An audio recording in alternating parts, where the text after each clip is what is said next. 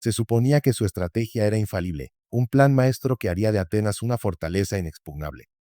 Sin embargo, los mismos barcos que traían el grano para la supervivencia trajeron una plaga que mató a uno de cada 4 ciudadanos, incluido su visionario líder, Pericles. ¿Cómo pudo la ciudad más rica y poderosa del mundo griego, la envidia del Helade, planificar su propia perdición de una manera tan perfecta y trágica? La respuesta a esta pregunta no se encuentra en un único error, sino en una cadena de triunfos y arrogancia que comenzaron medio siglo antes, en los campos de batalla contra un enemigo común, el Imperio Persa. Fue allí, en la mítica batalla de Maratón, donde Atenas, en solitario, había demostrado su valía al derrotar a una fuerza de invasión persa, un acto que sembró las primeras semillas de su orgullo y su ambición naval.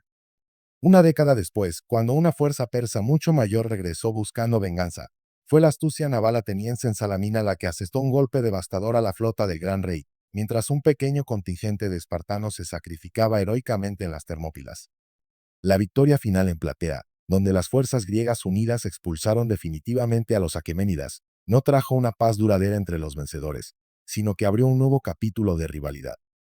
En las décadas siguientes, mientras una tensa paz existía oficialmente y ambas potencias seguían una política antipersa, Atenas comenzó a transformar su liderazgo en tiranía.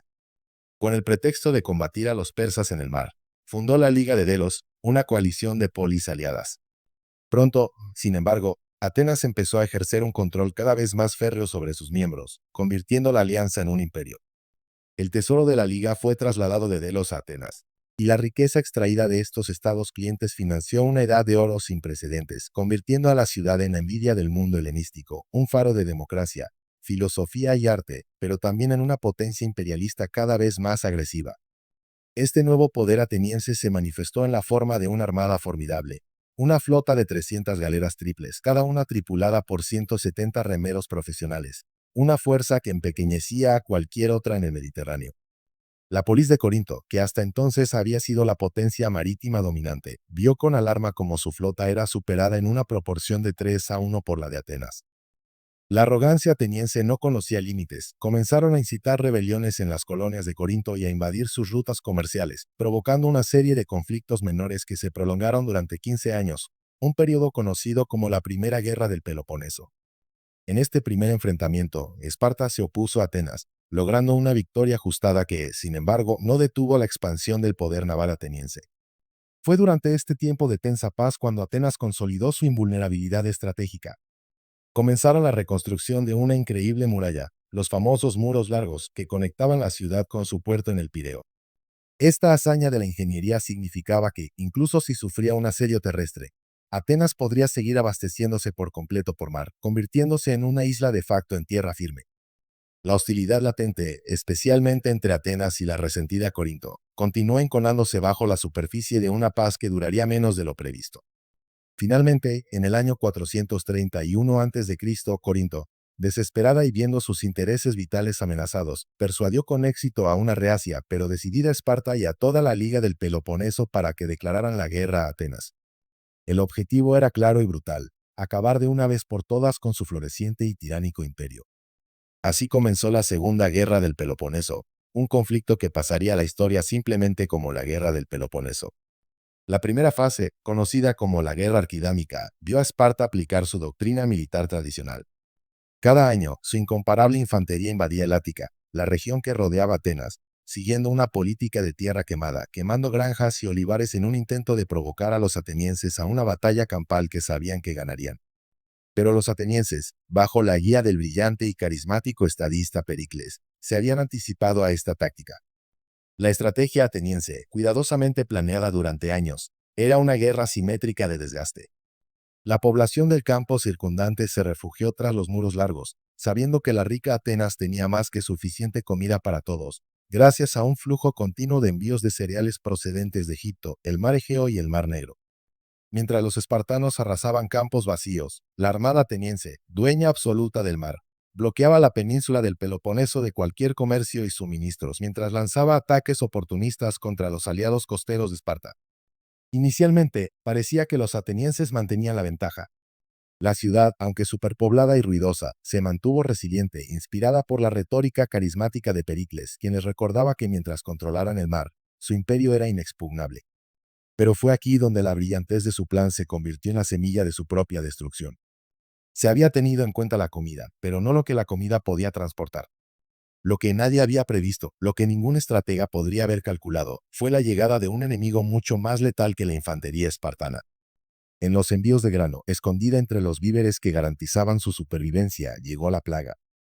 En la ciudad superpoblada, donde las condiciones sanitarias eran precarias y la gente vivía hacinada, la enfermedad se extendió como un incendio forestal. El horror que se desató dentro de los muros de Atenas superó cualquier descripción. Los síntomas eran espantosos y la muerte casi segura. La sociedad ateniense, tan orgullosa y ordenada, se desintegró.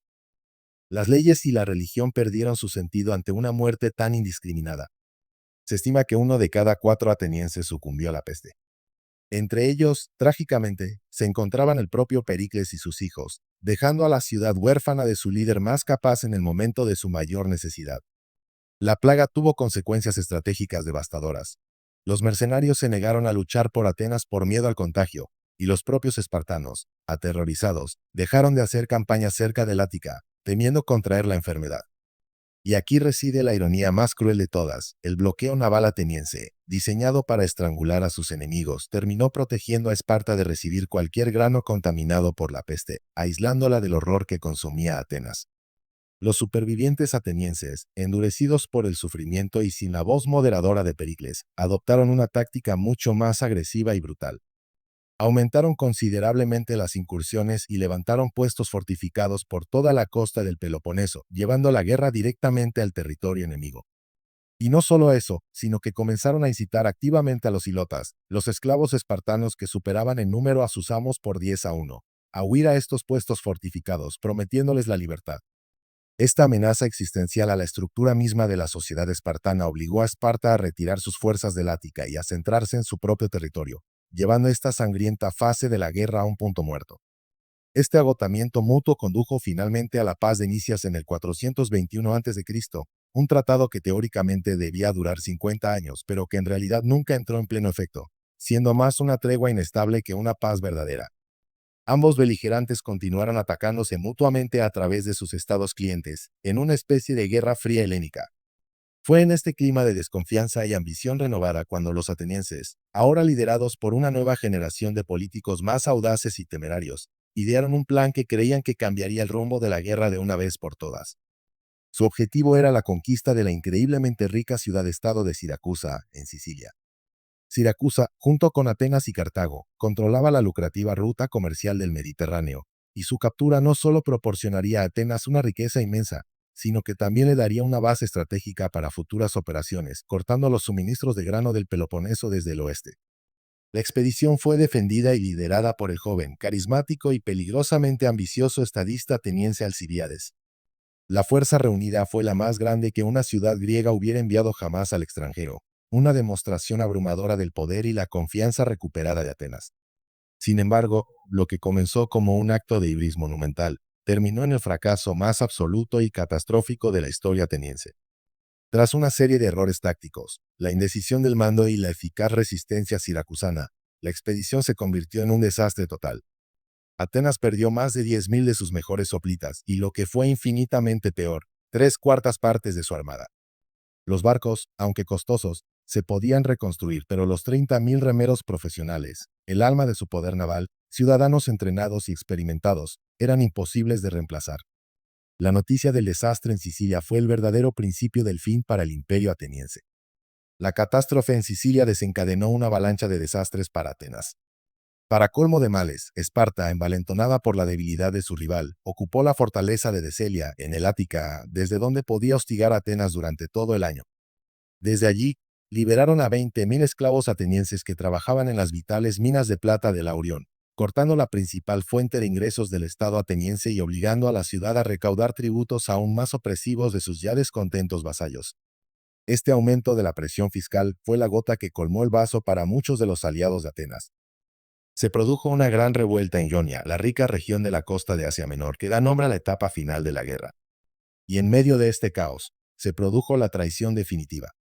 Alcibíades, el arquitecto de la expedición a Sicilia, temiendo ser juzgado y ejecutado por su fracaso y por acusaciones de sacrilegio, traicionó a su ciudad natal y huyó a Esparta. Ofreció sus conocimientos estratégicos a los espartanos y, lo que es más importante, les aconsejó sobre cómo obtener el apoyo de su antiguo enemigo común, el imperio persa. Los persas, que siempre habían visto el imperio naval ateniense como una amenaza mayor que la potencia terrestre espartana, vieron su oportunidad de oro. Comenzaron a enviar enormes sumas de dinero a Esparta, financiando la construcción de una nueva flota espartana capaz de desafiar a Atenas en su propio dominio del mar. Con el oro persa, Esparta y sus aliados, principalmente los corintios, construyeron y tripularon una armada formidable.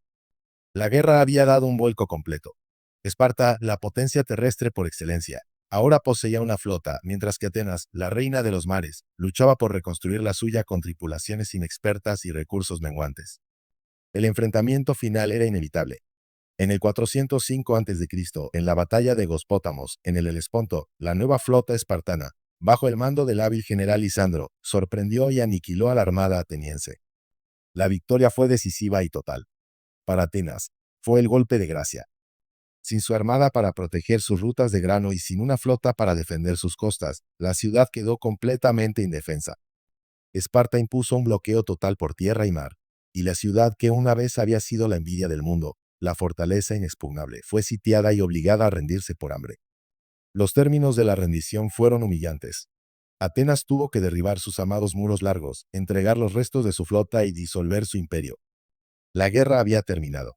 Sin embargo, la hegemonía que Esparta había ganado con tanto esfuerzo y sacrificio sería efímera.